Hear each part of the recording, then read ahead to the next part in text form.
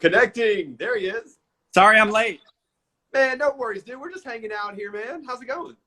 I'm okay. I'm in Brooklyn. We just heard the loudest thunder. It's like insanely gross out there.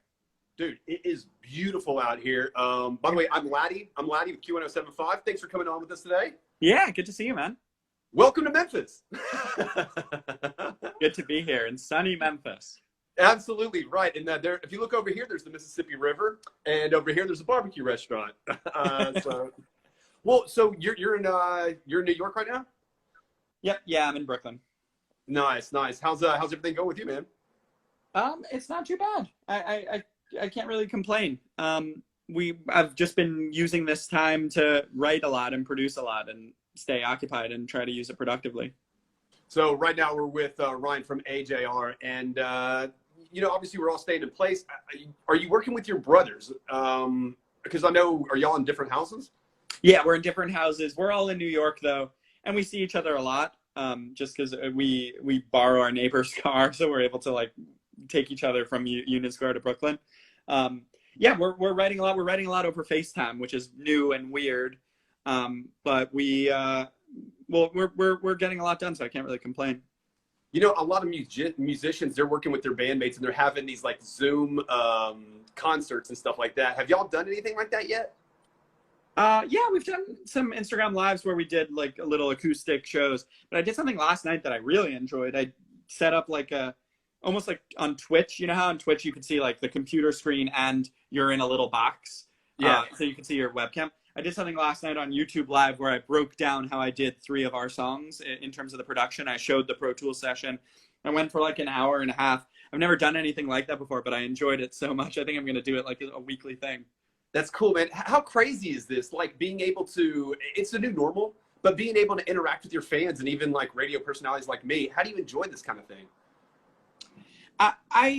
I mean, I obviously miss seeing them face to face. The live show is my favorite thing in the world, being able to actually see them. There's a certain energy in a live setting that you can't recreate.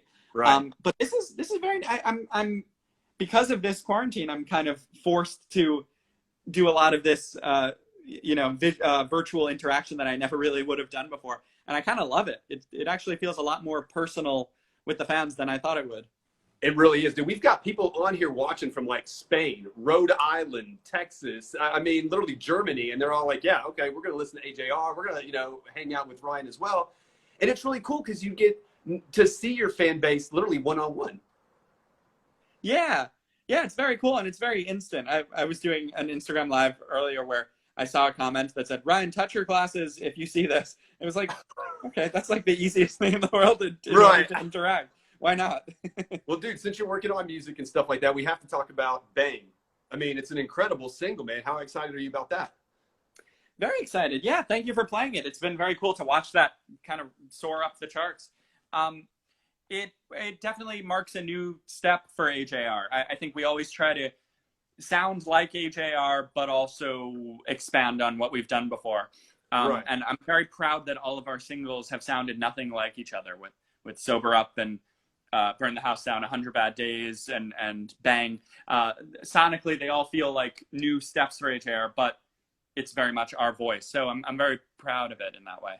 I mean, dude, you've got over 14 million streams on Spotify and over 4 million views on the YouTube video, and you released it like in February. I mean, that's pretty sick, and that's pretty quick too. Yeah, it's very cool. It just really shows me that we have a fan base that cares. We're definitely not living and dying by each single. We have a fan base that's there and hungry for music. It feels very good. Well, man, speaking of your fan base, I'm not only a radio guy. We play your music, but I'm also a fan. And I'm not going to lie to you. I've never seen you live before, but I want to see you live. And you were supposed to play here at the Beale Street Music Fest in May.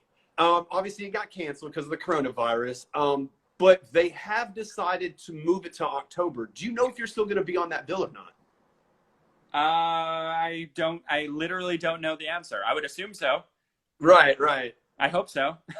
Yeah, I do too, man. Are you kidding me? I mean, like, it's bands like you that you're different than a lot of people, and you do different stuff with your music. Like, I love vinyl records, and of course, you have it in vinyl, And it's really neat that a lot of people can see you play, then go buy it and have your music in a collection. Did you ever think that you'd be making vinyl records as well? You mean this vinyl record? Oh, there we go. There we go. How cool is that, though? It's very cool. Yeah, again, it just shows me like we're selling CDs and vinyls. I didn't really know people listen to vinyls that much, but it's very cool that we're selling a ton of them. Oh, dude, I've got tons of them. Hey, man, we let our listeners know that you're going to be on with us, and they asked some questions. Man, do you mind answering a few of them real quick? Yeah, absolutely. Cool, cool. Kara said that she's a longtime fan. She loves all your music videos, and she wants to know, who comes up with the music videos, like the ideas? Is it you and your brothers, or is it the director? It's often a collaboration. With some of the music videos, we did entirely ourselves, and then some of them, we have no opposition with working with other people that are more trained in making specific, music videos than us. But almost all the time, I would actually say 100% of the time, the concept comes from us, where we're like, this is, vaguely what we're seeing when we hear the song. With Bang, for instance, we definitely said, I'm trying to remember, we definitely said it felt like a dark version of a Wes Anderson movie when we listened to the song, and we kind of wanted to represent that Right. in the visual. And so we set up this whole poker situation where we're in red tuxes, and we knew exactly what we wanted the aesthetic and the color palette to be. And then we were fortunate enough to find a director that wanted to collaborate and develop the idea with us. Well, that's the follow-up question. She said she loves Bangs, and she wants to be in the next music video. All right, send us your resume and headshot, and we'll review There we go. Brittany wants to know, since the band and you and your brothers, and obviously you grew up together, whatever, you fought as brothers, who would win the fights? And second part of the question is, what would you normally fight about if you did fight? I don't even remember fighting growing up. I'm sure it was about something stupid. We used to dress up a lot. Like, we had a dress up drawer. We used to dress up as different medieval characters. Right. And I think we often fought about who got to be, which character. This is so stupid, not even worth me saying. But right now. I think was most of the fights. And I think Adam used to usually win the fights because he was the oldest and the biggest. Right. He would just tell you, I'm older, this is how it works. Like, okay, whatever. Exactly. Or fighting over video game controllers, right? That's what me and my brother did. We didn't really play video games growing up. That's probably why we dressed up as medieval characters, because we weren't allowed to have video games. Oh, it also, Samantha, she says, you're at home, we're all at home. What are you binge watching on TV right now? Shark Tank and Girls. Nice, nice. Have you bought anything on Shark Tank that people have actually made? Oh yeah, we have a Scrub Daddy. We got a lot of Pipcorn. Okay. Now, this brings out actually to Molly's question. She says, since we've all been quarantined, we've all bought a lot of things that we don't regularly buy. What about your quarantine buys? Have you bought something that you really don't need? You just bought it because you're at the house bored? I'm thinking. We're not really impulse buyers. My mom more has that problem. I'll always come to my mom's apartment and she has a new exercise bike or something that I know she doesn't need. She's right. Like, it was an impulse buy. I saw it on TV. Yeah, that's pretty much me and Amazon. I just look on there and I'm like, okay, I might need it someday. And next thing you know, I end up with a new Kids on the Block puzzle poster. I don't know what happened. Yeah. Also, Alyssa wants to know, she said she's a big time fan of y'all's. And she wants to know that as this is going on, have you ever maybe thought about collaborating with a type of artist and who that artist may be? We put together this tour that hopefully happens, the Everything Everywhere tour. With honestly, I'm very proud of the lineup we were able to get because we're huge fans of all of those artists. We're really big fans of Hobo Johnson, of Quinn 92, of Ash. So I don't know, to do a collaboration with them would be very cool. That's cool.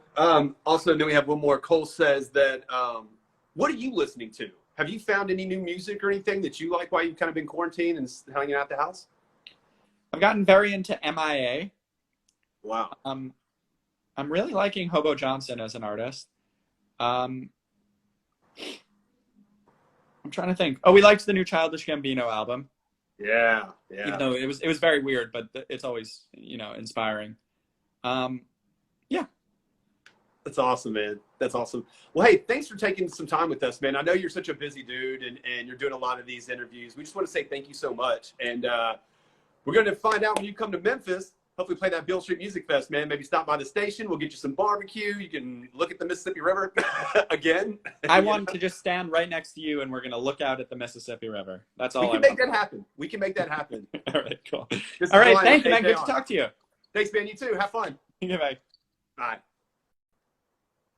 All right, that was him. That was awesome, man. And check it out. Keep listening here to Q107.5 and watching all of our Instagram lives. We're going to be with all your favorite artists, asking them all the different kind of questions and watching them at their house while they are quarantined as well. Keep listening. Follow Q107.5 on all of your social media, Instagram, Facebook, Snapchat, Twitter.